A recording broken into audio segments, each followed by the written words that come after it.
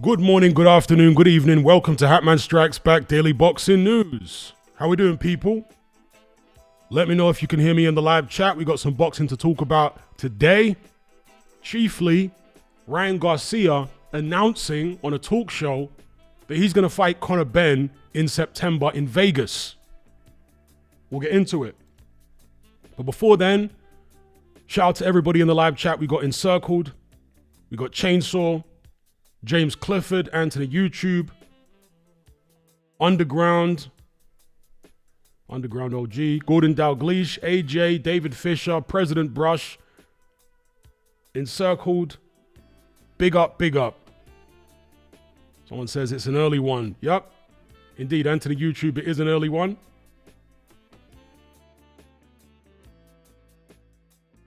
Now, if we get straight into this situation, there are some other things I want to talk about, but here we have it. This is via Sky Sports News. Ryan Garcia announced his fight with Conor Benn in Vegas this September. Ryan Garcia has selected Conor Benn as the man he'll make his first WBC welterweight title defense against, telling Jimmy Fallon on The Tonight Show that the bout will take place in Las Vegas on September 12th. And he was talking to Jimmy Fallon and suggesting he's going to fight somebody who's from over there or words to that effect. Jimmy Fallon made some rubbish joke. Ryan Garcia said, no, he's from across the pond. I'll just say his name, Conor Benn. He's talking a lot. He speaks about an incident a couple of years ago at an award show where Conor Benn ran down. Is that even the right terminology to use if you actually see the incidents? Handbags. But he said he pressed up on me, pause, grabbed me, pause, so it's a little personal. I'm going to really put a whooping on this man and we'll send him back to the UK sipping on some tea. So those are the words of Ryan Garcia. Now, Ryan Garcia, Conor Benn, a lot of people are talking about eggs, all that kind of stuff. Lest we forget, Ryan Garcia himself is a drug cheat. And that's not alleged, that's not speculation. He literally served a ban for it. Right after the Devin Haney fight, he was found with illegal substances in his system and he received a ban. Was that fight in New York? I want to say it was the New York State Athletic Commission that gave him a ban and some kind of fine. But it was all a little hush-hush, but the information did come out. So we got Ryan Garcia, convicted drug cheat against Conor Benn. And by the way, I don't know whether this fight is signed. This is just what Ryan Garcia has announced on a talk show. So it's announced, it's not necessarily signed. We have to wait for official confirmation regarding that. Conor Benn hasn't actually announced this on his social media, or at least not as far as I'm aware, because I did check right before this stream. He put a couple of posts up which seem to allude to this fight happening without explicitly making it clear. In any event, Conor Benn has his own history with PEDs or PED tests, whereby he failed 2 of them ahead of the first original date for a Eubank Jr. fight. And ever since then, it has been a murky and very mysterious set of circumstances, because Ben did everything in his power, it would seem, to avoid due process. Of course, we know that he and Eddie Hearn were trying to go ahead with the fight until the failed tests were exposed to the media, the mainstream media, and that then gave the British Boxing Board of Control the legal recourse that they needed to pull the plug on the fight. Because up until that point, they didn't have the legal recourse because they don't have, or at least then, did not have protocol within their rules to deal with failed VADA tests. They only had protocol within their rules to deal with UCAD tests. Okay, and that was the issue with the British board. That's why they couldn't pull the plug on the fight initially. But once the story went public, the British board then had some kind of clause in their rules which said that they can pull sanctioning of a fight if it brings their organization into disrepute, something to that effect. Okay? So once they had that clause, once it came out publicly that Conor Benn had failed 2 tests, the British board then felt comfortable legally withdrawing their sanctioning of the bout. Because it seems, and Eddie Hearn kind of almost threatened after the story came out to take legal action against the board, or explored legal action against the board. Something like that. So the board were basically in a difficult situation legally if they'd pulled sanctioning of that bout before the story came out in the press. So anyway, Conor Benn ducked and dodged, did everything in his power to avoid due process, didn't want to present himself or his findings and evidence before them. It dragged out for what? A couple of years or something. Eventually, he got suspended because he did eventually present himself before the board. And it was a back and forth between the board and an organization which presides over them called the National Anti-Doping Panel. And eventually, the National Anti-Doping Panel, for some reason, lifted the suspension on Conor Benn. And to this day, we don't know why. Conor Benn has the ability, because it's he and his lawyers that actually impose the confidentiality upon everyone else. So he has the ability, if he wants to tell the public exactly why the National Anti-Doping Panel lifted the suspension on him, which was previously imposed by UKAD. Why did they do that? If Conor Benn is completely innocent and the evidence is clear, there was some issue with contamination or whatever the case may be, a faulty test, why not present that evidence to the public? Conor Benn has never wanted to. Like Deontay Wilder says, to this day, he doesn't want to do that.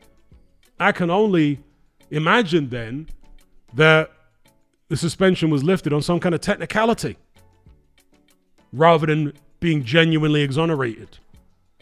And until he presents that information to the public, then I've got no reason to suspect otherwise. Anyway,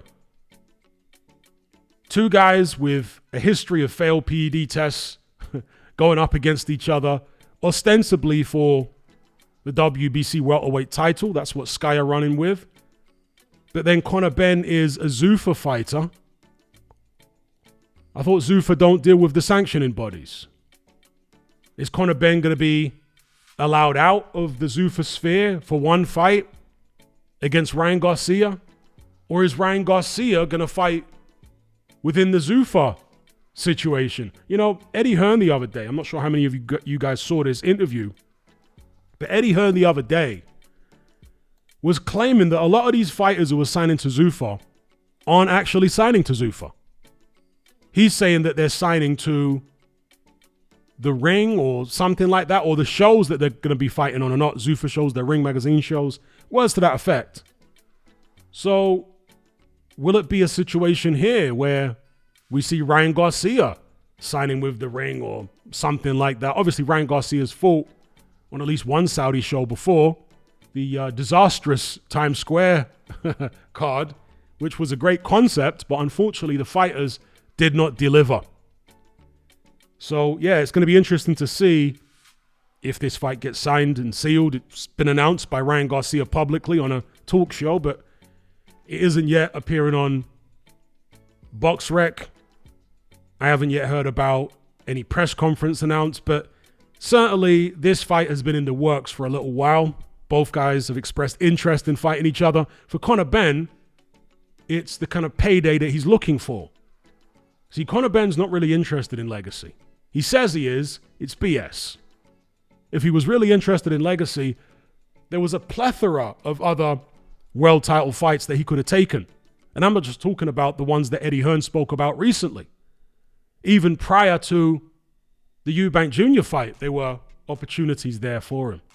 Before he got banned, right? After he beat the likes of Chris Algieri, Chris Van Heerden, He could have pursued somebody like Mario Barrios then.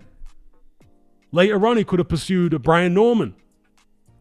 But these are fights that Conor Benn, ostensibly was interested in, but he wasn't really. Because if he was, he would have pursued them with the same vigor that he pursued the Chris Eubank Jr. fight. So, no, Conor Benn's not about legacy. He's all about the money, and it's okay. He's a prize fighter. What the public don't like, though, is when a guy who's all about the money pretends that he's all about legacy, pretends that he's all about trying to prove himself to be the best. That's where people get annoyed. Shout out to Arco, shout out to Robbie.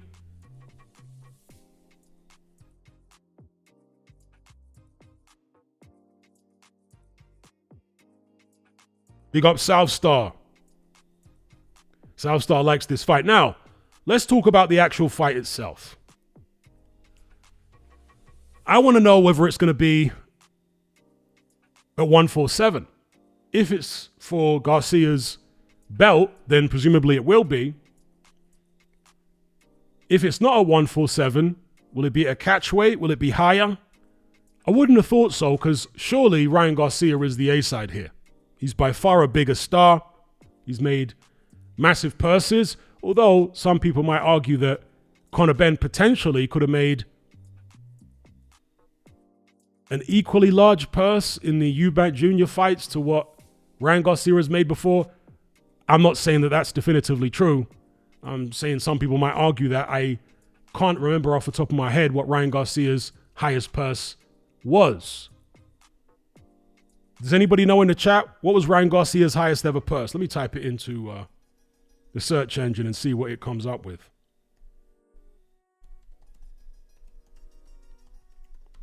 Ryan Garcia's highest purse to date.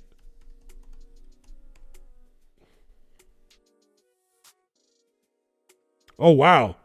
So they're saying Garcia earned about $30 million for the Tank Davis fight. Is that true? And an estimated $20 million against Romero. So if that's true, then yeah, he has earned much more than Conor Benn even did in the Eubank Jr. fights. Anyway, long story short, Garcia is the A-side here. And as the A-side, he surely won't be dictated to with regards to what weight the fight's going to be at. I mean, Ryan Garcia has been on the wrong end of a situation like that before when he fought Tank Davis. He had to come in at some catch weight and perhaps he was drained and it affected his performance in the ring. Not that this needs to happen, but from a moral perspective, I think a lot of people would like for it to happen. And that is that Ryan Garcia imposes some kind of weight restriction on Conor Benn. Here we have a guy who drained Chris Eubank Jr. twice, who brought Regis Prograis basically up 1.5 weight classes. An old Regis Prograis at that. This is a guy who refused to fight Lewis Crocker because there's an IBF same-day rehydration limit. So for such a hypocritical individual, it would be nice. Certainly I would find it cool if Ryan Garcia imposed some kind of rehydration clause on Conor Benn. But I guess we can, at the moment, provisionally expect this fight to be 147 pounds. And at that weight class, Ryan Garcia, for me, wins this all day long, 7 days a week, in fact, twice on Sunday. Conor Benn has not looked good for a very long time now. Several of his fights all of his fights actually. When's the last time Conor Benn actually fought a 147? It was before the failed PED test, wasn't it? He hasn't fought a 147 since. The fight against Prograis was at what, 150? 152, whatever it was. That obviously means he's struggling. And here we have a guy in Regis Prograis who was dropped by Devin Haney, hurt by Jojo Diaz, who can't punch. Both of those guys are not punchers. And yet, Prograis was hurt in both fights. He hops up 1.5 weight classes. Conor Benn doesn't put him down once. It appeared at the end of the first round in the Prograis fight, the Prograis was hurt. But when I watched the replay back a couple of days later, you can clearly see that Conor Benn just steps on his toe. Regis Prograis wasn't hurt at all. His legs looked jacked up during the fight. Yes, they did. But it apparently had nothing to do with Conor Benn's punches. Or very little to do with Conor Benn's punches. So where is Conor Benn's power gone? And if that is what's happening, 150 pounds, 152 pounds, above the welterweight limit anyway, is he going to hit harder at 147? Surely not. So I see Ryan Garcia lighting Conor Benn up like a Christmas tree. The only question in my mind is whether Conor Benn will go the distance or get stopped. I think Conor Benn is tough, but then if he's significantly diminished, getting back down to 147, maybe Ryan Garcia will be able to put enough hurting on him, combined with being diminished at the weight, to get Conor Benn out of there, to put him out of his misery. What do you guys think? Let's get a show of hands. How do you see a Conor Benn Ryan Garcia fight going? Big up Matt Borgerson for the super chat. He says, a disciplined Ryan has a chance to beat anyone in the welterweight division, including Haney, including Tio, Shakur, and Keyshawn. He's good. Big up Matt. He also says, I'm higher on Ryan than the UK. The UK hates Ryan Garcia.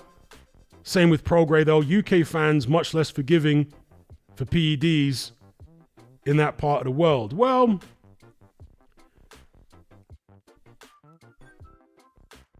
I agree partially, but in the UK, it really depends on the fighter. Truth be told, UK fans have forgiven Dillian Whyte for PED violations countless times. Dillian Whyte they just let it slide when it comes to Dillian Whyte. And obviously the Fury fans let it slide with him too. So it depends on the fighter, and it depends on the way the fighter deals with the situation from a PR perspective. I mean, you got guys like Shannon Briggs, who's a multi-time PED cheat, who is loved by the British fans just because of his personality. I mean, Jarrell Miller's a PED cheat too, and people do mention it a lot, to be fair, but there's still a lot of UK fans that like Jarrell Miller as well. So, yeah, I would say generally, US fans will not focus so much on PEDs as American fans and hold it against fighters for a bit longer, but it is a bit more nuanced than that. It depends on the personality of the fighter and the way they deal with the situation. The way that Conor Benn dealt with his PED situation was like the absolute worst possible way. From a PR perspective, he couldn't have done it any worse.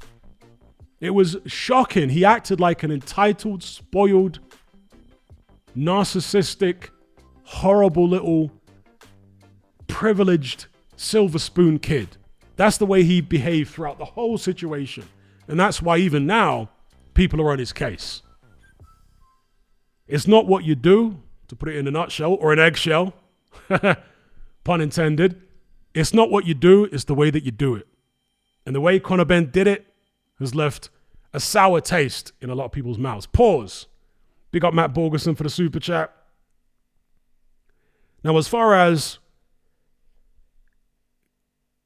your view that Ryan has a chance to beat anyone in the welterweight division, yeah, I would say he has a chance because he's got power, he's got speed, and his right hand got unleashed last time out against Barrios. We haven't seen much of that right hand throughout his career. And that has added an extra string to his bow. But would I make him favorite against any or all of those guys? I mean, against Haney, maybe. Tio, that's touch and go for me. Shakur and Keyshawn, no. I don't see Ryan beating either one of those guys. But Haney, yeah, I could see it. I mean, even though the first fight decision was reversed because of the PED test and missing weight and all that kind of stuff. I can still see stylistically and talent-wise how Ryan maybe is still the favorite against Haney. Tio, we have to see Tio come back, you know? But Shakur and Keyshawn, I just think they're too good of boxers for Ryan Garcia personally. But then again, they haven't fought a 147 yet. Maybe Ryan will be too big for him. Shout out to Matt. He says, a big up for the super chat. Also, what are your thoughts on Keyshawn? Do you see special attributes in him like me? He has gear rounds 11 and 12 you don't see often. I think he schools and stops Haney. He's levels above him. Well, yeah, I watched this fight the other night. He's fast. He did get kind of buzzed at one point in that fight, but he's fast. He's got a fluid style. He's elusive for the most part. He's an interesting character. Could I see him beating Devin Haney? Yes. As far as how special he is, you know, we need to see him fight better opponents, and then we'll find out exactly how good he is. I mean, we know he's good, but if we're going to compare him to like all-time greats and people that have held multiple belts in multiple divisions, we need to see him mix it up with those kind of guys before we can know for sure. We got Matt Borgerson for the super chat.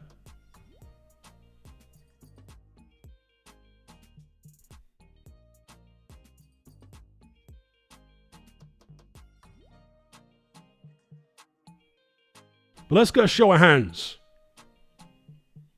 How many of you guys are picking Benn in this fight, and how many of you guys are picking Garcia? Let's say the fight's at 147, no rehydration clause. What's your prediction and by what method? If you say it's Benn, tell me if it's on points or by stoppage or knockout.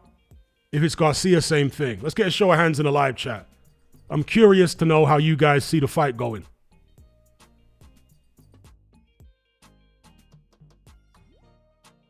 And how do you see the fight going as well, Matt? You didn't actually mention in your live chat, your super chats. I'm assuming you think Ryan Garcia beats Conor Benn, but does he knock him out or does he beat him on points?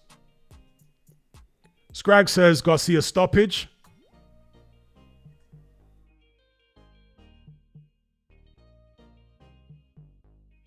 John Boy Garcia KO. We got Matt Borgerson. He says, I think Ben can win. Ryan is a gamble. You know what? You bring up a good point there, Matt. Yes, Rolly Romero did beat Ryan Garcia. And that's a pretty bad loss. But to be honest, I think Rolly Romero would beat Conor Benn. Okay, Matt Borgerson says, Garcia on points. Alex says 50-50 fight in my opinion. All right. Shout out to Nathan for the super chat. He says, why do you think the Uzbek system struggles to transition their fighters to the professional game? There aren't that many Uzbek fighters, for one.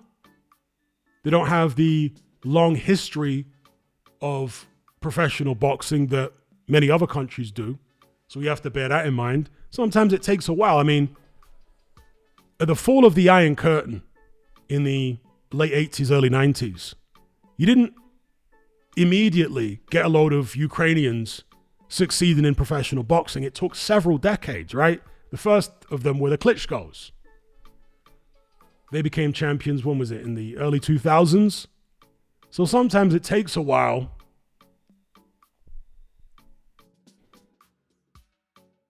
And again, after the Klitschko's, who was the next out of Ukraine? It might have been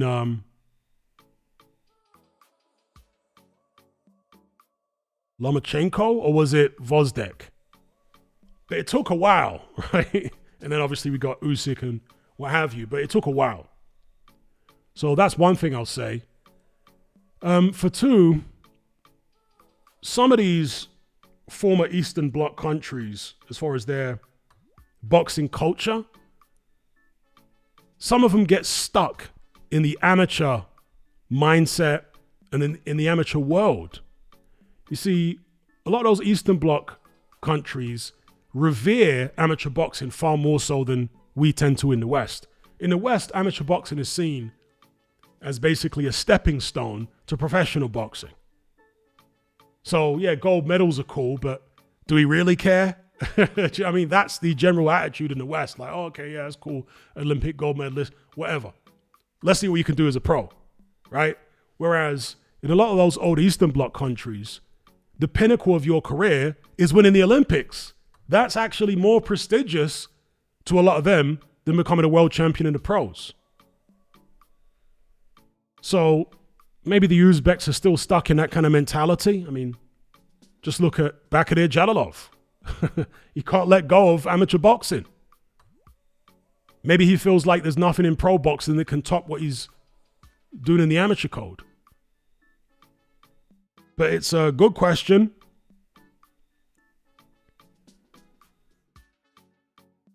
So shout out to Nathan for the super chat.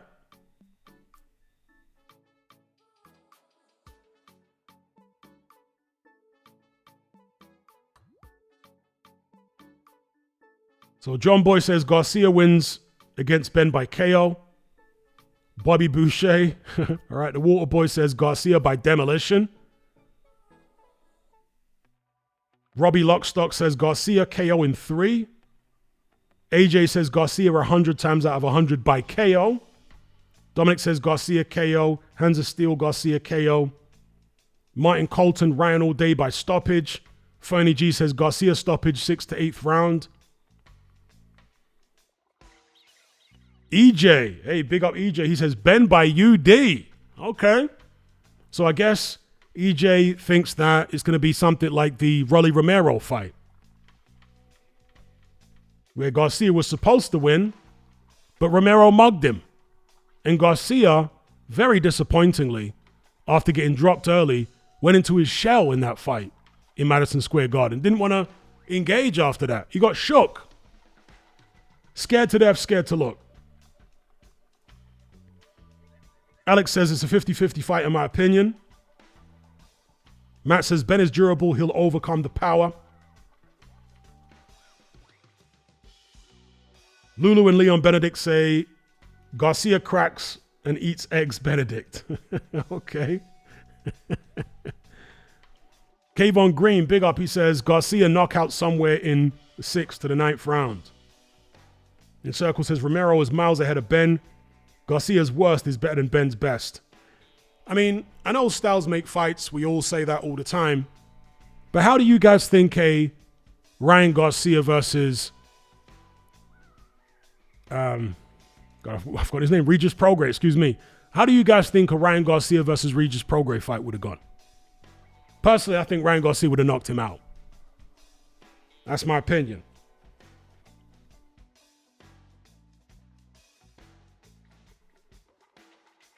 Scrag says, what are people imagining that they see in Benn to think he's top level? He's terrible. Okay. Uncertainty Principle says, when the baby snatcher pops dirty, you never hear anything from him. He just waits for everything to blow over, and most just forget about it. Encircled says, Dylan White is a genius compared to Conor Benn. That's true. You know, Dylan White might not be the most articulate guy. He might not be educated or whatever, but he has a level of social intelligence and street smarts, just, you know, natural cunningness that Conor Benn lacks. Conor Benn is not the sharpest knife in the drawer. He's just too entitled. You know, that's the kind of difference. When you grow up in privilege like that, you're used to being able to get away with anything. And I think that's what afflicts Conor Benn in situations like that. He reacts like a spoiled brat, like, how dare you try and get me to follow due process? How dare you? Do you know who I am? Do you know who my dad is? How dare you? You don't hold me to the same standard as you hold all these other fighters. I'm not a peasant. That was the kind of attitude Conor Benn was coming with. I'm not saying all people who grow up in privilege have that kind of mentality, but a lot of them do. And Conor Benn's one of them. Shout out to Matt Borgerson for the super chat. He says that Usyk gold medalist on Hrgovic card was the better Uzbekistani I've seen he was pretty good. More body work, though. Okay. I'm not sure. No, I didn't actually see any of the... Did I see any of the Hrgovic undercard? I might have seen one or two of the fights, but I didn't see the Uzbek on there. I'll have to check him out. Actually, is he like an Oriental-looking Uzbek? Because some of them have got kind of like Oriental Mongol features. Maybe I did see him. Was he an Oriental-looking guy, or am I tripping here? Big up Golden Dalglish. Yes, if we can get the likes up, folks, it really helps these streams get seen. A big up Mark, he says, is there any news of where the fight will be held? Yes, it's going to be held in Vegas, according to Ryan Garcia, on September 12th. Las Vegas. So Ben will not have any kind of hometown advantage, but, you know, the Essex mob stick together. Any of you guys noticed that about the Essex crew? I was thinking the other day, Eddie Hearn is the king of Essex, isn't he? When it comes to boxing anyway. He's like the king of Essex, and he has all his subjects and his minions, all that kind of thing. He controls the little Essex ecosystem over there. And he brings these little Essex guys out like Conor Benn and Johnny Bosch and all this kind of business. And those Essex people stick together. So, long story short, I wouldn't be surprised if Conor Benn actually attracted a decent Essex crowd out there with him to Vegas. Couple thousand people, maybe.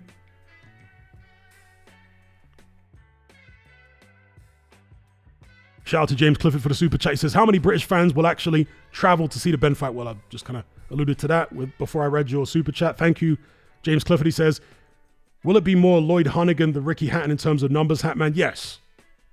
It's not going to be Ricky Hatton numbers. No way. Not even close. Conor Benn isn't loved anywhere near to that extent. He's famous, but to a large degree for the wrong reasons. Big up James Clifford every time. Much appreciated for the super chat. What do you think, though? Do you think that Conor Benn's going to get a decent traveling army out there? Traveling fan base? I reckon 2,000 or 3,000 people, maybe, max. Because again, the Essex mob do stick together. Not to be picking on Essex here, but you know what the Essex mob are like. Sunbeds, spray on tan sunbeds, caked on makeup, and not just sunbeds for the women, sunbeds for the men too.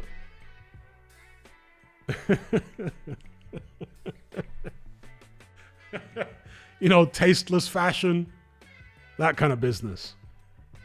Always trying to flex on people.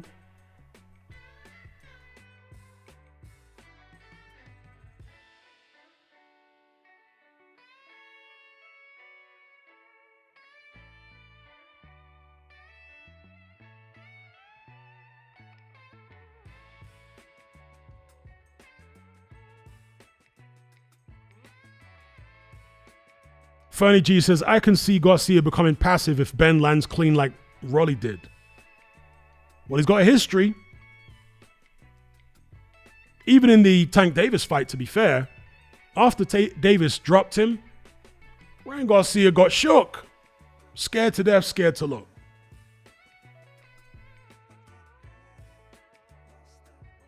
James Clifford says he's more Spanish and Australian than Essex. Well, the part of Spain he grew up. God, what island is it?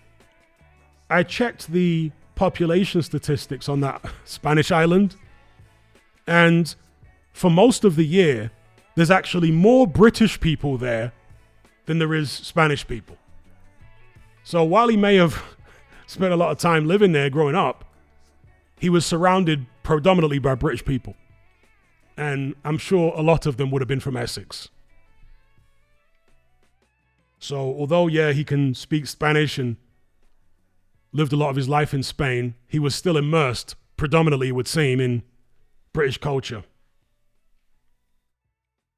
And as far as Australia, I'm not sure how much time he actually lived out there and whatever. Over there, yeah, not so much of the British culture, although obviously Australia as a nation, the nation is today, was founded by the British. And originally as a penal colony, so there's a certain aspect of Britishness there, but you wouldn't have thought it'd have the same amount of, let's say, Essex culture over there. So somebody is questioning Ryan Garcia's punching power, saying he couldn't get Mario Barrios out of there. So is he really such a dynamite puncher at a 147? Well, Mario Barrios is very tough. He's not a chinny guy. You know, he's not Regis Prograis. So and obviously Mario Barrios was moving up himself. So it remains to be seen. But most of the guys at welterweight now, the top guys, are all coming up from the lighter weight classes. So I suspect against them, Ryan Garcia will be a puncher. Conor Benn, of course, is not coming up from the lighter weight classes. He's actually coming down. But that also can be an issue as far as punch resistance, as we've seen so many times with so many other fighters. If you're drained at the weight, it can affect your punch resistance, can affect your physical strength, your stamina, your energy levels. John says, without the juice, Ben has no power and sharpness. Yeah, at least Ryan Garcia has been dropping people. He did drop Mario Barrios, right? When's the last time Conor Benn dropped somebody? We're talking about pre-PED tests, right? Failed tests. Actually, excuse me, he dropped Eubank Jr. But that was up at middleweight against the guy that was a dead man walking. Excuse me, he dropped Eubank Jr. in the final round of the second fight. But let's say, when's the last time he dropped somebody that wasn't weight drained?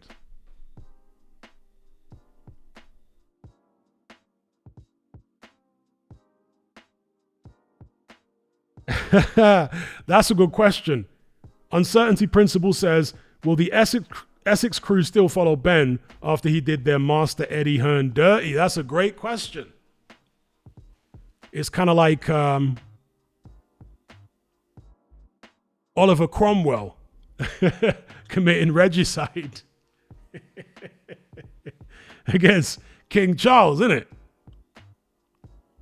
Who are the public going to go with? Are they going to go with the new de facto king, ruler, or are they going to side with the House of Stuart? Going into British history a little bit here.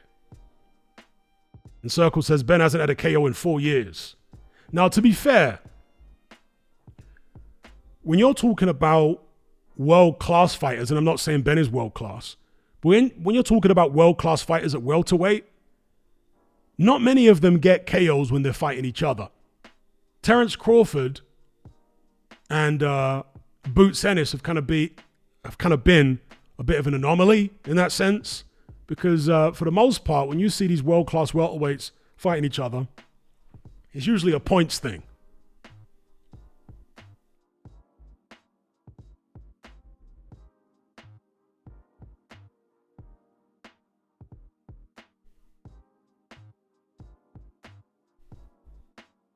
That's very good, Scrags. He says, Ben dropped Eddie recently. There you go. And Eddie's a heavyweight too. Very good. Very good. Yeah, he dropped a heavyweight, 6'5", 17-stone Eddie Hearn.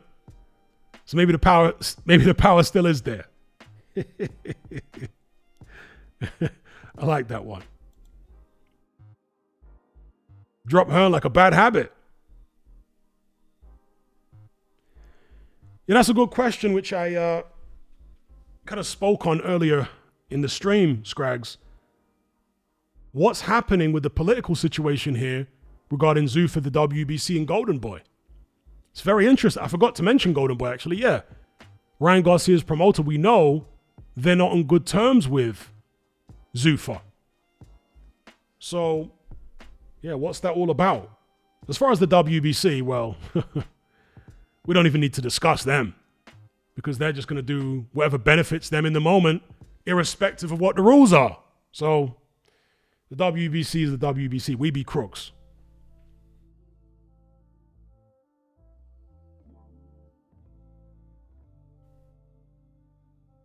Okay, that's interesting. So Pepper says, I swear Eddie is region biased against Northerners, throwing the likes of Kell Brook and Dave Allen in dangerous fights, but wraps his Essex and London fighters in cotton wool.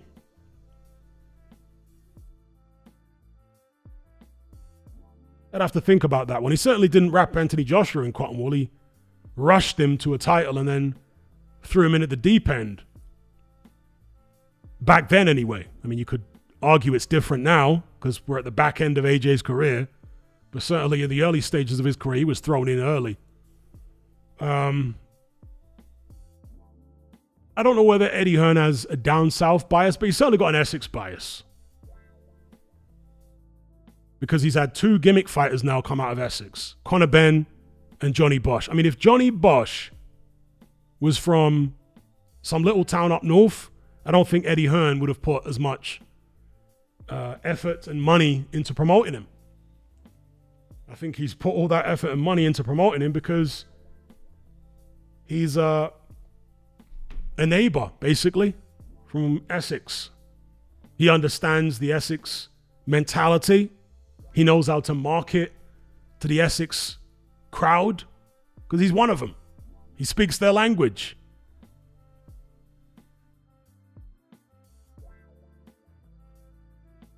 Scrag says, so that said, is it even actually happening? Well, according to Ryan Garcia, it is.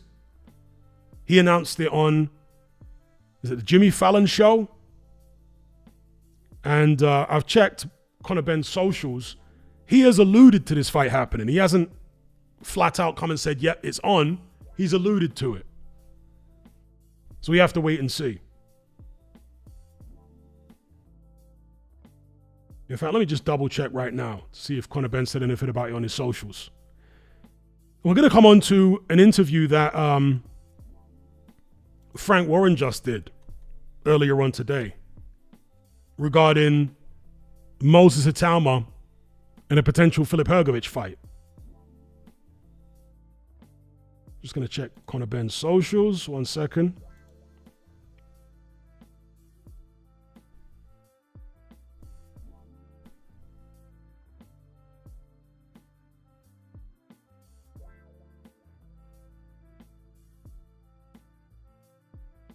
No, nothing new on there at the moment regarding an announcement about the Ryan Garcia fight. So you have to wait and see.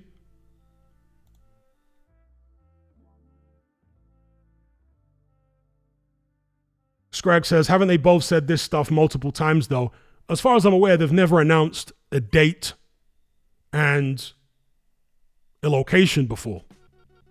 So, and to my knowledge, they haven't announced this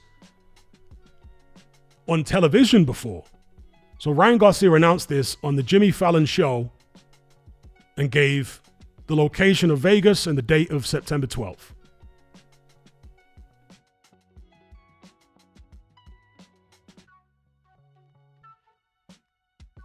I'm not aware of them doing anything like that before. So let's move on to this Frank Warren interview where he gives an update regarding the Moses Italma Filip Hrgović fight. And as In Circle just said there, Hrgović didn't seem very positive on the fight happening. He seemed non-committal. He started talking after the Dave Allen fight about if he's injury-free, he has to talk to his doctors and his team and all this kind of stuff. But then saying, I'm not afraid to fight anyone. But then I need to sit down with the team. And look, I understand that fighting Moses Italma for a guy like Hrgović isn't a very appealing fight, given the fact that Italma is just potential at the moment. He hasn't actually achieved anything in the pros. So what do you get by beating the guy? If it was a final eliminator, if it was for an interim belt or an actual full world title, then it would give a guy in Hrgovic's position, who I think is, 32, 33 now? It would give a guy in his position more reason to actually go ahead with that bout next. But as things stand right now, it doesn't really make sense for Hrgović to fight Italma, being honest. Unless Frank Warren is willing to dig in his pocket and pay the guy a king's ransom, It makes more sense for Hrgović to go in a different direction. And I say that as somebody who wants to see the fight. I want to see Atama versus Hrgović next. But if I'm being honest and being fair, that fight really doesn't make sense. It makes sense for Atama. He needs to actually prove himself against the guy in the top 10. Somebody that has a history of going round. Somebody that would come to try and win. Atama's all potential right now. If he can go in there and beat a guy like Hrgović, he's no longer just potential. Now we know he's at least close to the top guys in terms of what he can actually do in the ring. The results he can get, should I say. So it makes sense for Atama and his team. Doesn't really make sense for Hrgović. At this age, you know, he's on a decent run. He can't be that far away from getting a shot at a title. Maybe the belts get fragmented in the not too distant future. You got Alexander Usyk talking about AJ's going to be undisputed next year. He's going to help him do it. In order for that to happen, he's going to have to give up some belts. Right? You think Filip Hrgović is deaf to those comments from Usyk? I'm sure he's heard them as well. Shout out to James Clifford for the super chat. He says, is Benn mandatory or just the number one contender? How does that affect his purse?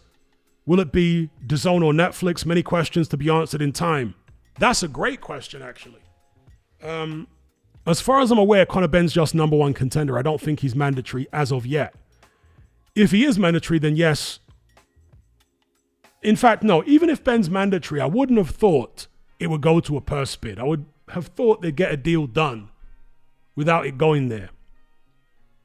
Because if it went to a purse bid, Benn would be basically limited to 20% or 25%. And sometimes the percentage that these sanctioning bodies give the mandatory challenger is quite arbitrary. The standard percentage is somewhere between 20 and 25%, depending on the sanctioning body. But I've seen them change the percentage quite dramatically for certain fights.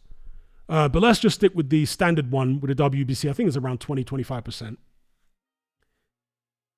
Would Conor Benn be happy with that amount against Ryan Garcia? Maybe. But I suspect they'll be negotiating for more and not going to a purse bid. And if Ryan's happy with the amount he's getting, then maybe they can avoid the purse bid situation. As far as the broadcast, the DAZN or Netflix, it might not be, well, it's not going to be on DAZN, I wouldn't have thought. Ryan Garcia, I don't know actually. Does he have an exclusive deal with DAZN? Even if he did it, Anthony Joshua has an exclusive deal with them and he's fought on Netflix and he's going to fight Tyson Fury on Netflix if he gets past his next opponent. So that's a very, very good question. I hope it's on Netflix just for the ease of watching. Who the hell wants to have to deal with DAZN all the time? Then again, there's Paramount. If it was a Zuffa fight, maybe it'll be on that platform, or in the UK, it'll be on Sky, right? Because Sky have a deal now with Zuffa.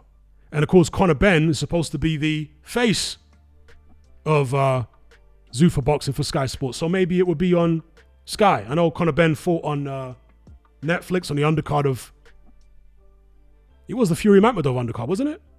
Am I buzzing? Yeah, it was. Fury Makhmudov undercard. So he's fought on Netflix before, but yeah, I suspect it would be on Sky Sports in the UK if it's a Zuffa card. And then worldwide, I don't know, Paramount Plus or whatever. I don't know whether Netflix will get a look in this time. It depends on who the official promoter of the event is and the business particulars. But yeah, great questions there from James Clifford. And I'm just as curious as you are to find out the answers definitively. Big up Matt Borgerson. He says, gonna duck that smoke. I bet Atama will KO him. So he's talking about Filip Hrgović.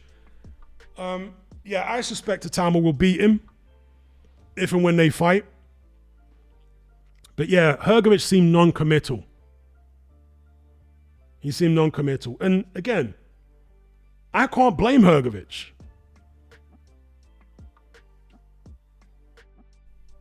EJ Live says, Moses, all smoke, mate. He's not fighting him. Moses is like Yard fighting guys that are not that hard. Let's see.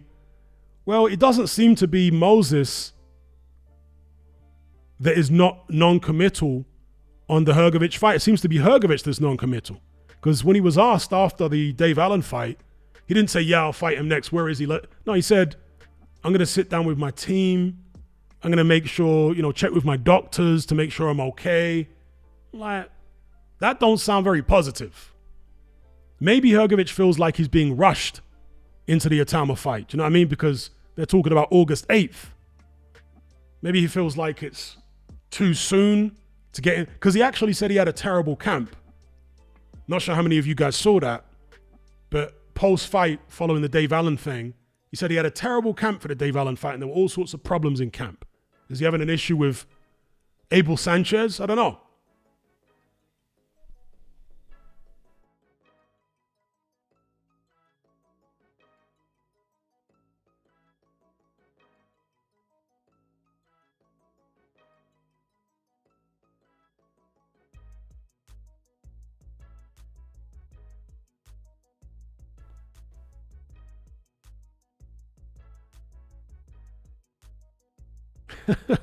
That's a good question. Triassic says, do you know if Garcia is still with Golden Boy? How is that working with Ben being at Zuffa? If Ryan Garcia suddenly announces that he's left Golden Boy and he's signed with Zuffa,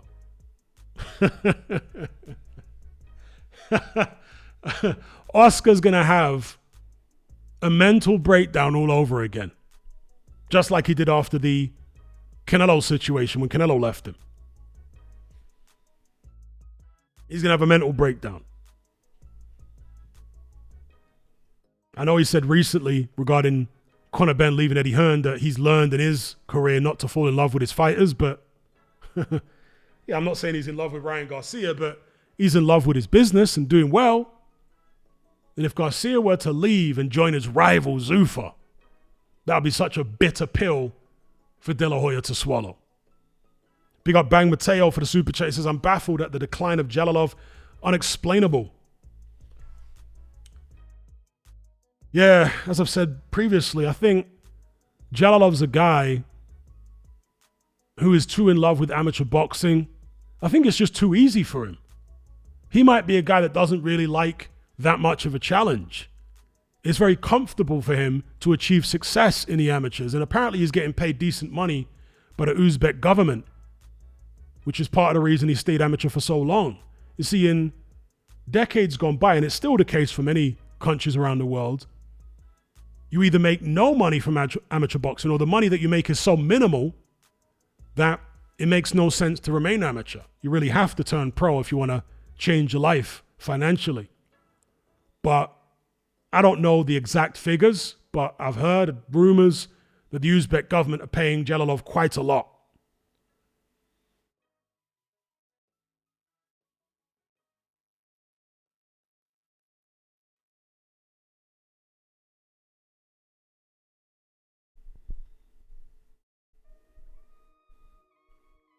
Dr. Wu says Dubois should fight Atama. Well, Dubois apparently has to run it back with Fabio Wardley, so that fight is probably not going to happen anytime soon.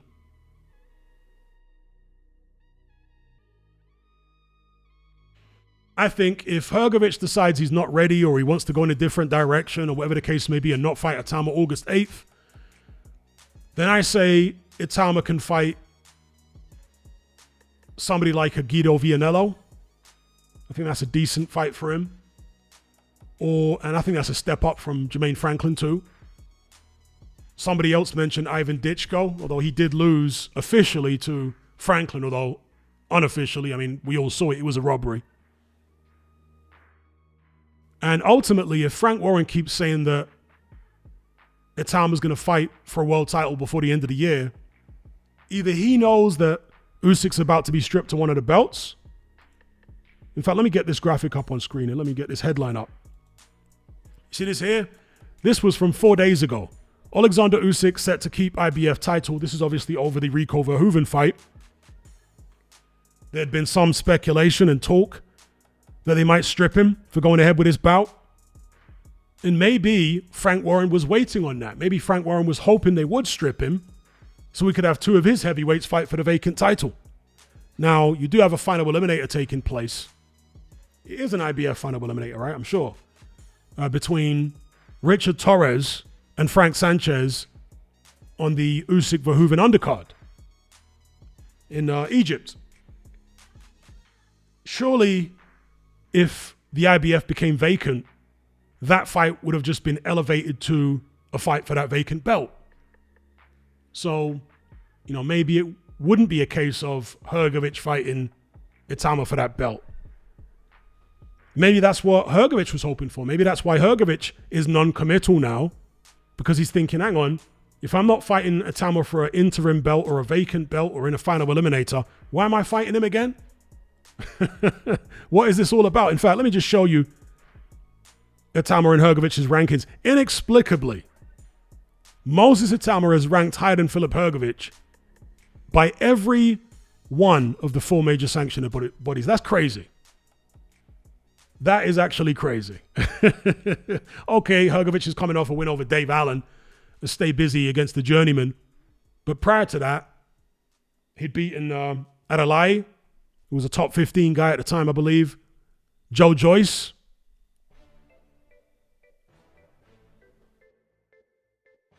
Itama certainly hasn't fought anybody so far in his career as good as Joe Joyce. Even though Joyce is not quite the guy he was, he's still better than anybody Itama's fought.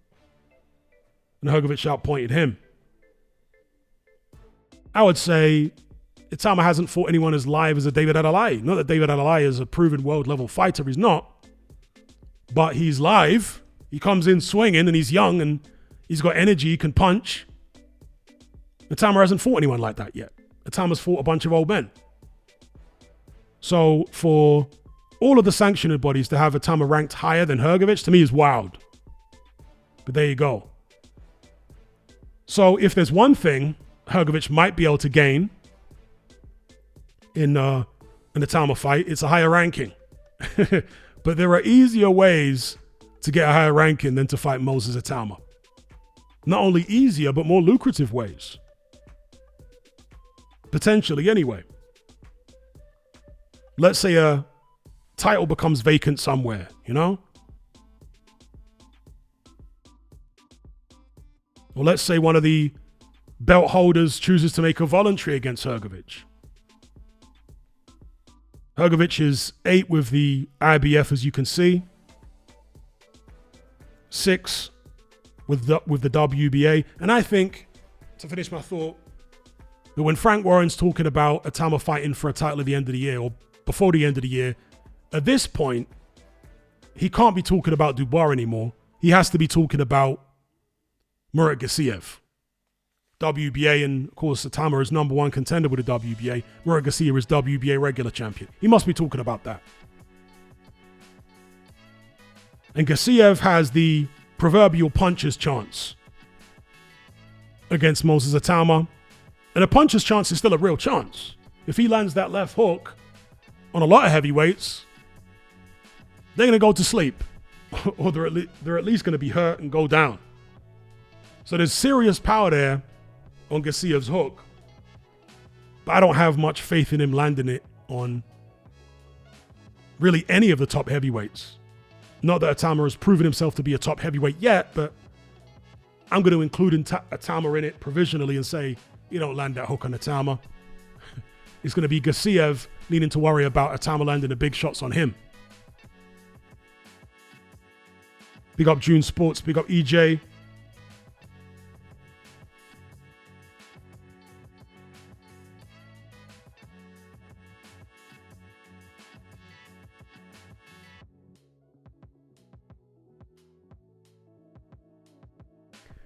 Yeah, as I said earlier on, those old Eastern Bloc guys, a lot of them hold, as you say, Mateo, gold medals, Olympic medals, amateur success in higher regard than they do professional world championships. And when you combine that with being paid apparently quite a lot of money by the Uzbek government, You combine the prestige that those guys hold Olympic gold medals along with a bag from their government, then maybe that's why he hasn't committed to professional boxing the way that we would have hoped. Also, as I've said, maybe he's just so comfortable fighting 3-rounders, winning so easily. You know, Jalilov may be the quintessential on-top fighter, as Americans call them. He might be a front runner. He might be a guy who's great when he's on top, pause, but when an opponent is breathing down his neck, should I say pause on that too? When an opponent has got the upper hand on him, maybe he's the kind of guy that packs up his tent and goes home. And maybe that's why, or one of the reasons why, he's reluctant to fully commit to professional boxing. Because he knows it's going to be a lot harder. You know, I've said before that in amateur boxing, you can get away with just being a tall, athletic, hard-punching guy. You've only got 3 rounds to get through. The guy's 6'7", and he moves around at his feet quick. And he can punch. So if he doesn't knock a guy out in a couple of rounds, he only has 1 more round to go, and he's won the fight on points. In professional boxing, you need to develop a next stage of your game where you're actually going to have to, for one, avoid your opponent hitting you and knocking you out for the next 9 rounds. On top of that, you're going to have to devise a way to break your opponent down. You're not going to get that, not instant, but very quick gratification that you get in amateur boxing. Maybe Jalilov just ain't built like that mentally, you know? I do find it strange that a guy with all the success he's had in the amateurs would be so reluctant to commit to professional boxing. So yeah, big up Bang Mateo. He says, I think most boxers from other countries see the amateurs as a preparation for the pros, while some Uzbek boxers see the amateurs as the summit itself. Exactly that. Yeah, exactly that. They see it as the pinnacle of their careers, whereas in the West, we see it as a training ground, a stepping stone to professional boxing. Big up James Clifford. He says, given your recent boxing study video on Atama, which active heavyweight gives Moses his hardest fight? Can you see a weakness in Atama yet, Hatman? The potential weaknesses for Atama for me are going to be complacency, because the talent is so off the page. Guys like that generally are the ones who start to cut corners in training, start to do silly things in the middle of fights because they believe that they're just so blessed. And I'm going to give you a couple of examples. Roy Jones Jr., he would often do silly things in fights. And he got complacent, obviously, against Antonio Tarver. And even before then, he got complacent in a couple of fights. One of them was against the guy called, was it David Telesco? Was that the guy who dropped it? The first guy that dropped Roy Jones, he was some light-skinned guy who was a southpaw, light heavyweight. But he was one example. Another example would be Prince Nassim. Prince Nassim, whatever Americans want to say about him, he was a very talented fighter, very precocious, athletically gifted. From quite early on in his career, he started taking silly risks and cutting corners in training. Mike Tyson maybe being the best example. Mike Tyson was a fantastically precocious talent. Because his talent was so off the scale, his commitment, his discipline, and so on didn't always match. Because he felt like his talent, with that level of talent, I don't need to train as hard because I'm beating these guys so easy. So I think that may be Atama's potentially biggest weakness, is the overconfidence. From a technical perspective, people say, well, sometimes he paused with the right jab instead of snapping it out and you're just inviting counters. Other people say he stands too straight up at certain times. But in that film study that I did of Atama, I pointed out that Atama has a reactive defense, not a proactive defense. Meaning he will move his head, but only when he feels like he needs to. He's not one of these guys with a proactive defense who's moving his head all the time. He doesn't do that. He waits until he sees a shot coming at him and he decides, I don't want to move out of the way with my legs. I want to duck underneath and counter. He'll do it. He has that in the locker. So sometimes because people don't see him doing it, they think he can't. They assume he can't. He actually can. If you look at his amateur fights, and even the Jermaine Franklin fight, there were moments there where he decided to hold his feet, and rather than move away when Franklin threw at him, duck underneath and counter.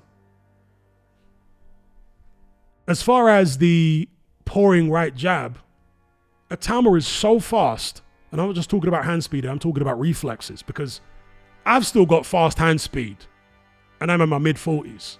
There is a difference between hand speed and reflexes, right? If you put me on a bag or on pads, throwing punches is fast.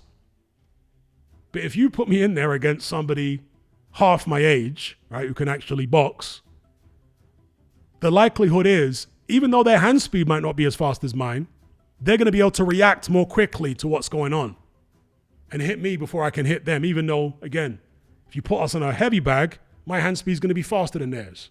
But the younger guy's going to have faster reflexes. The signal from his brain, his thought process is faster, and the signal from his brain to his body is faster than mine. I can't even get my fast hands going before this guy's already throwing the punch.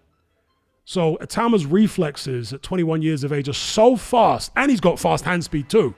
Fast hand speed and fast reflexes. So fast that when he's pulling with the right jab, see, Duke McKenzie was saying he doesn't understand why Atama often pulls with the right jab. As far as I can tell, he's inviting a lead. He's inviting the opponent to punch. He's inviting the opponent to try and hit him over the pouring lead hand. And when they try and hit him over the pouring lead hand, he punishes them. So he's actually trying to draw them in. That's what that's all about.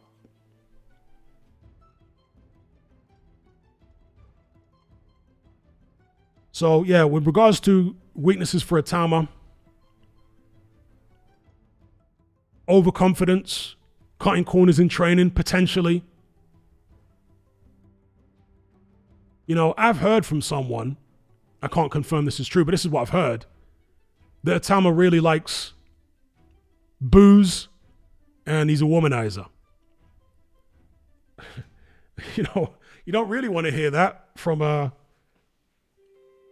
fighter with that kind of potential, but it doesn't surprise me, because when you have that level of talent, you're going to feel like you can do whatever you want and there'll be minimal consequences for it. And if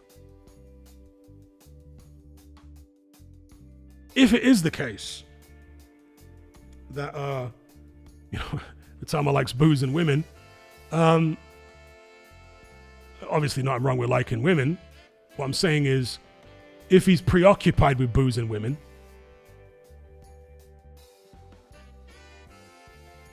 you know, if that is the case, it's a problem.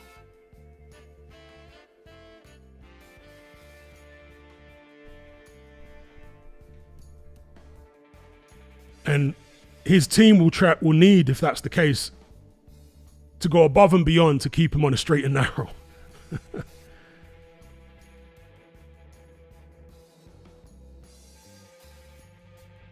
Shout out to Matt Borgerson for the super chat. He says, Torres versus Jali is a fight I need to see in the pros. I guess you mean Jalalov. Yeah, I mean, Torres has made more progress in the pros than Jalalov has. He might fancy it. Their rematch went the distance. Torres is a plucky little fighter. Maybe he thinks he can take Jalalov into deep waters and drown him.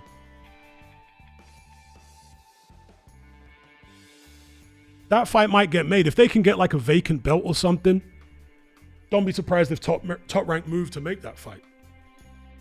Torres versus Jalalov 3. Fernie G says Lennox Lewis. Yeah, Lennox Lewis did get complacent, indeed, a couple of times. More than a couple of times, really, but a couple of times resulted in him losing.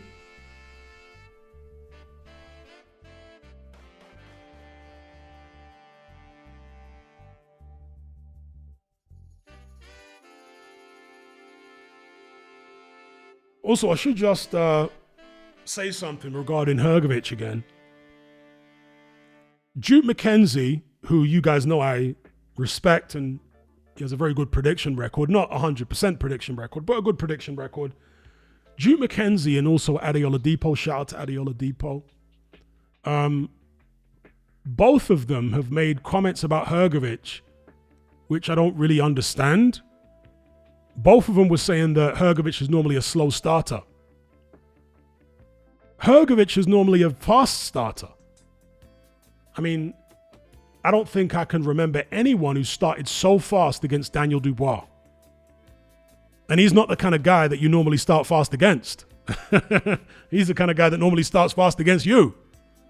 Hrgović came out from the opening bell and tore into Daniel Dubois like he'd stole something from him. That's how Hrgović tends to start fights. He tends to start fast against Dempsey McKean, a common opponent with Moses Atama.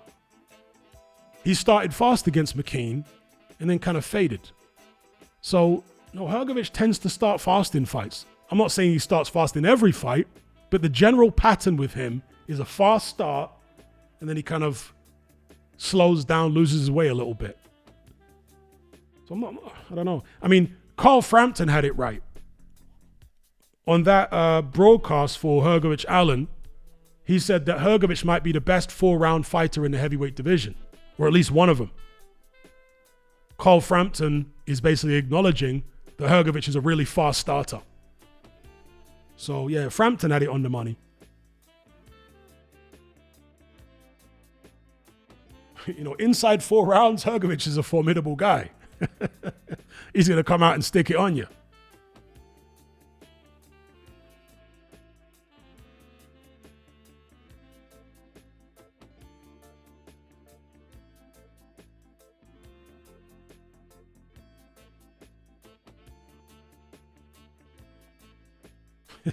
James Clifford says, hopefully there is not a Robin Givens from Essex out there looking for Moses.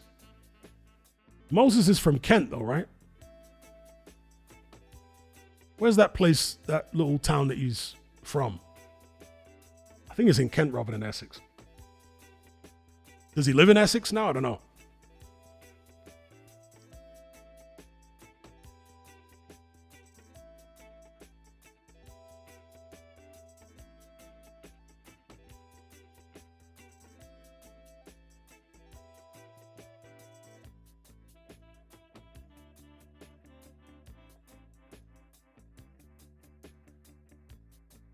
Chatham. Is Chatham in Essex or Kent? I want to say it's in Kent. I could be wrong. They are neighboring counties.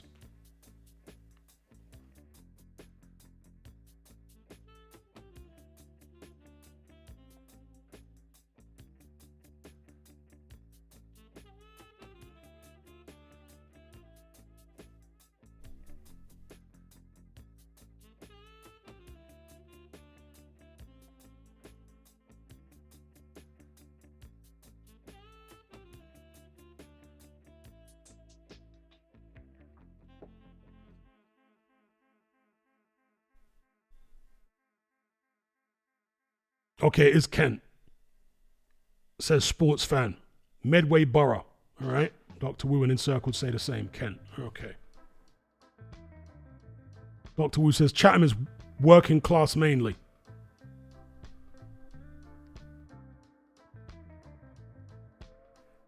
Encircled says, but he, as in Hrgović, needs to learn to relax and use his jab. I think Hrgović, yeah, you could say relax. That's an appropriate word, but I don't think Hrgović is a nervous guy at all in fights. As I've said so many times about him, he's just a very, very natural alpha male personality. And he's got a very good chin. His alpha male, mindset has him believing that he's some kind of devastating puncher when he's not. And so with that confidence and that chin and that belief that he's a massive puncher, he goes into most fights thinking, well, why hang about? Let me get stuck straight into this guy. Oh, big up James Clifford. He says, Itama trains in Essex with Ben Davison. Okay. Is that where is the Ben Davison? What is it called? Ben Davison Academy? Because Ben Davison's from Hertfordshire, isn't he? Is he from Stevenage, I think?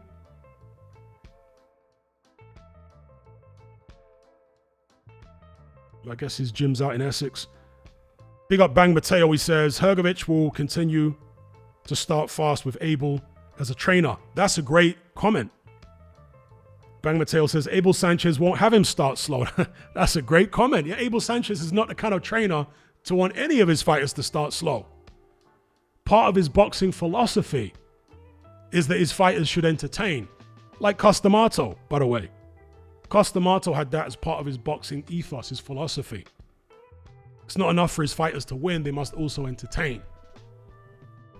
And his reason for saying that is, first of all, people are paying to watch you. So you have a duty, that's the way he saw it, to, give them something for their money. But as well as that, you get something for fighting that way. You get a lot more eyes on you, and therefore more money comes your way because you're an entertaining fighter. Some people would say, well, that's going to hurt the fighter's longevity. Well, that's why Costamato trained his fighters with what he called elusive aggression. Constant head movement, anticipation. He developed a style which was intended to allow you to be aggressive, but not get hit a lot at the same time.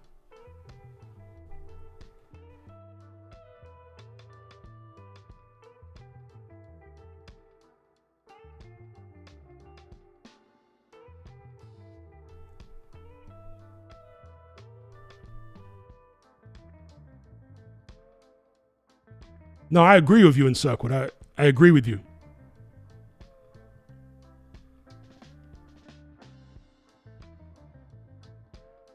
But what Abel Sanchez seemed to have done with him, judging by the Joyce fight and the Adelaide fight, is just up there in Big Bear at altitude, improve his stamina. So Hrgovic came out throwing loads of shots and had the stamina to do it for the full 10-round distance. 12 rounds, we'll have to see. But as far as my eyes could tell, he showed better stamina against Joyce, and he threw a lot of punches against Joyce and Adelaide as well. So, yeah, Abel Sanchez is looking at him thinking, we don't want you to throw less punches. I like the aggression. We just need to make sure you can maintain that level of output for 10 or 12 rounds, which is hard for a heavyweight, trust me. Because Hrgovic throws a lot of shots. If you go look at the punch stats for the Dubois fight, in the first few rounds against Dubois, this guy was throwing like 60 or 70 punches a round or something. That's a lot of punches. That's like double the heavyweight average or more than double. It's a lot of punches. For a big man like that, this is not a 1970s size heavyweight. This is a 21st century size heavyweight. 6'6", 250 pounds. Man's throwing 60 punches or 70 punches a round for the first few rounds against Dubois. I mean, okay. In that fight, he definitely overdid it. Throwing way too many. He never imagined that Dubois would survive the early onslaught. He thought he was going to get him out of there.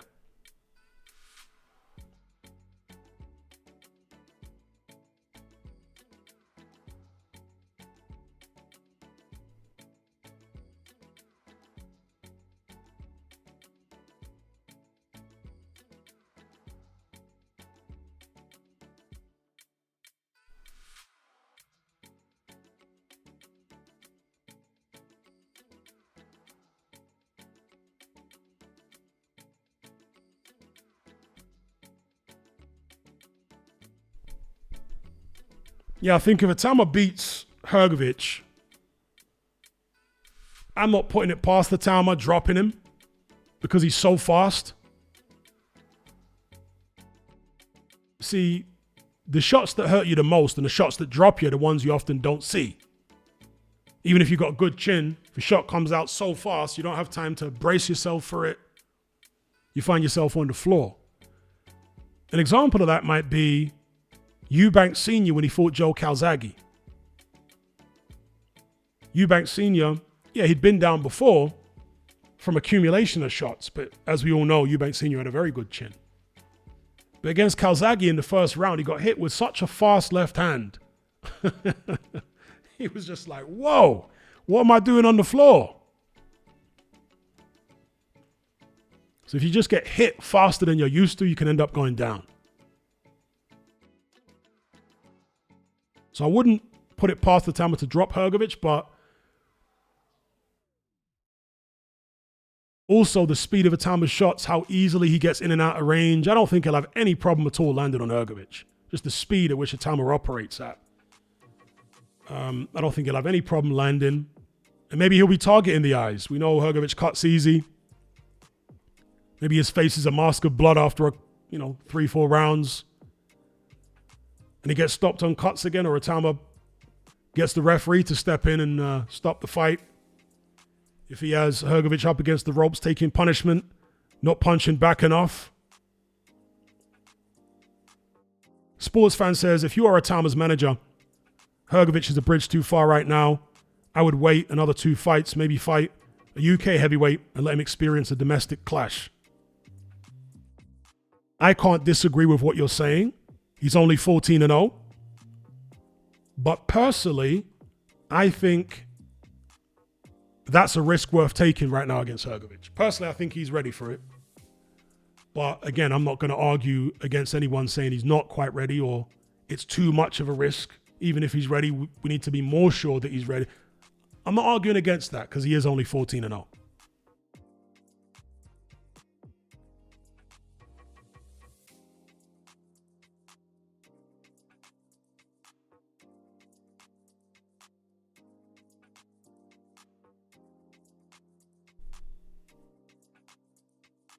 And in fact, somebody mentioned Riakporhe there. Riakporhe has been surprisingly good, as far as I'm concerned, at heavyweight so far. Obviously, he hasn't fought anyone amazing. Just Scott Welch's son and Jamie Shakiva. Be that as it may, he dispatched of those guys the way you would want him to dispatch of those guys if he's going to do anything at heavyweight. He is 35 or 36, Riakporhe, but he doesn't have a ton of miles on the clock. Who would you guys like to see Riakporhe fight? British heavyweight champion. Should he defend that belt against somebody, or do you want to see him kick on and try and challenge some of the guys in the top 10? In fact, if Hrgović isn't going to fight Atama, if he decides he doesn't have enough time to prepare for an August 8th clash with Atama, maybe he fights Riakporhe. How do you guys see that fight going? That's interesting, actually. Filip Hrgović versus Richard Riakporhe. Hrgović is 6'6", Riakporhe is 6'5". He's taller than you think. He's only an inch shorter than Hrgović is. How do you guys see that fight going? Riakporhe versus Hrgović.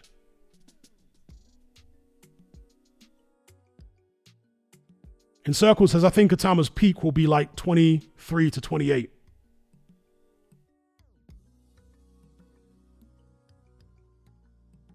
Yeah, I'd like that fight as well, Matt. Riakporhe versus Adalai. Yep, I like that fight too.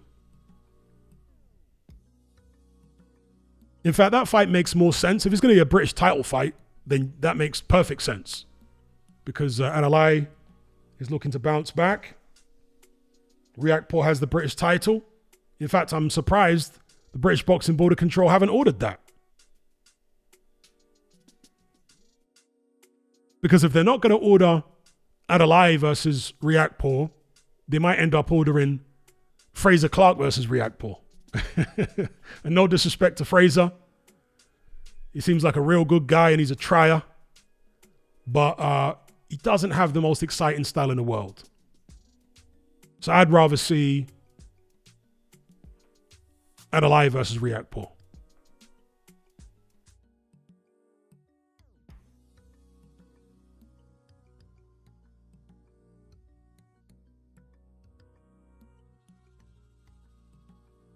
Indeed, yeah, they both beat TKV, so it makes sense. That's a good fight. Should we start a campaign to get that fight made? React Paul versus Adalai. And Circle says React Paul versus Atama would be cool. Yeah. Because Atama was actually beneath the minimum age requirement to fight for the British title. For some reason, for the British title, they've got a minimum age requirement of, I think, 21. God knows why that's there. But Atama was actually too young until last December to fight for the British title. Now he's old enough. So they could visit that.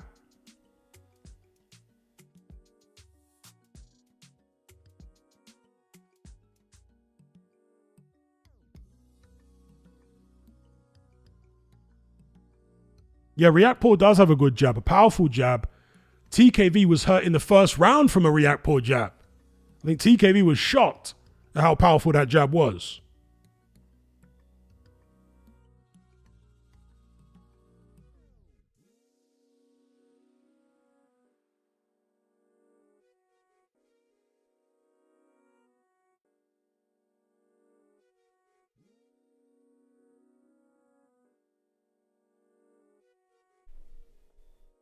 And Circle says, I didn't even know that. Yeah.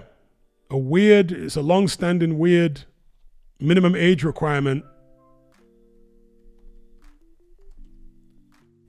I'll try and put a screenshot up on here for you guys.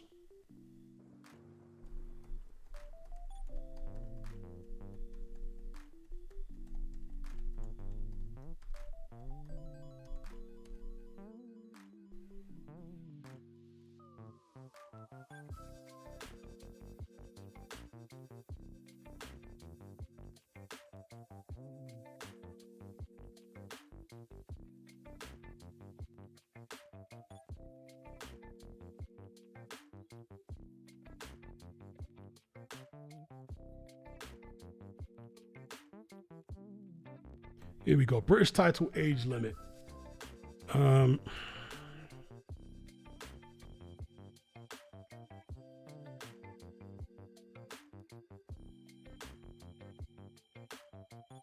Yeah, British title age limit on AI, and AI, by the way, is wrong a lot of the time. British title, you have to be over the age of 20.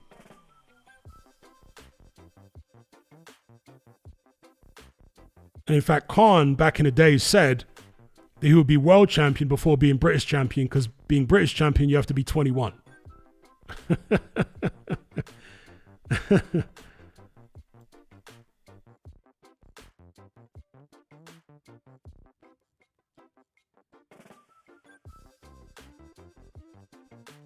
We got Matt Borgerson for the super chat. He says, I think Adalai would be a good step up for Itama too, honestly, as a step up from Franklin instead of Hrgovic, if it doesn't happen.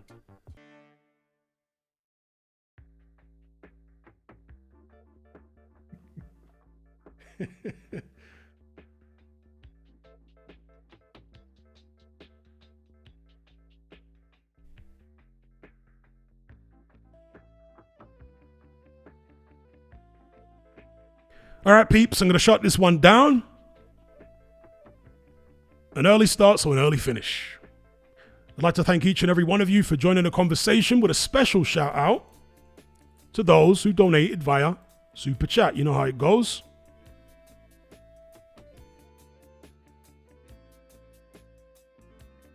Just give me a second here to shout the names out. They were Matt Borgerson, of course. Big up, Matt. Nathan. James Clifford.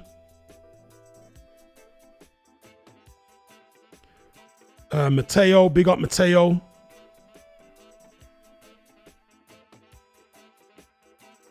And Mr. Luca. I think that's it this evening. Just make sure I haven't missed anyone here.